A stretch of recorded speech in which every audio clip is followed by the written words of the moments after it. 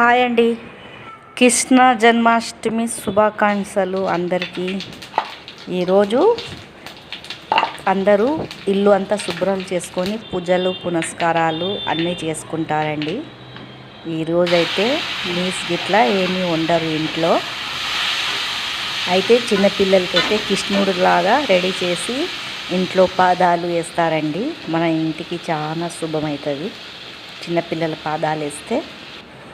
ఇట్లా మా ఊర్లో అయితే ఈ కృష్ణుడిది చాలా గ్రాండ్గా జరుపుకుంటారండి, కృష్ణ జన్మాష్టమి అని.